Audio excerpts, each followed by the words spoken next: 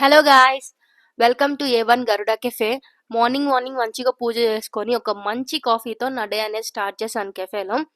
Last వీడియోస్‌లో చెప్పాను కదా! నాకు టీ స్టాల్‌లో లాస్ కనిపించింది. సేల్స్ ఏం ఇంప్రూవ్ కాలేదు అనేసి.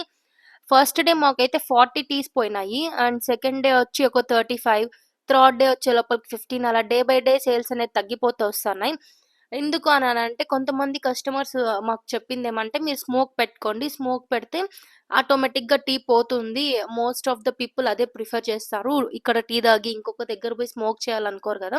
2 కాంబినేషన్ ఉంటే మీకు సేల్స్ ఆటోమేటిక్‌గా ఇంక్రీజ్ అయిపోతాయని చెప్పారు. బట్ మాకు ఒకరి హెల్త్ డ్యామేజ్ చేసి, దాంట్లో డబ్బులు తెచ్చుకోవాలనేది మా కాన్సెప్ట్ కాదు.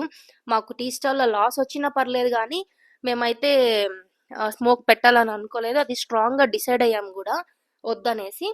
సో, కాకపోతే ఇంకొంతమంది కస్టమర్స్ ఏం రివ్యూ ఇచ్చారంటే, "మీరు టీ స్టాల్ ఇది బయటికంతా టీ స్టాలే కనిపిస్తాంది. సో, టిఫిన్స్, ఫుడ్ అవైలబుల్ ఉందో లేదో తెలియక చాలా మంది ఆగట్లేదు గూడా, ఆగకుండా ఎళ్ళిపోతున్నారు" అని కొంతమంది కస్టమర్స్ కూడా మాకు రివ్యూ ఇచ్చారనమాట. సో, ఆ రివ్యూస్‌నన్నీ బేస్ చేసుకొని మా కెఫేలో చిన్న చిన్న చేంజెస్ అయితే మేము చేయాలనుకోని డిసైడ్ అయ్యాము.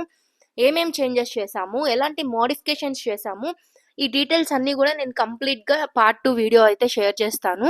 Thanks for watching.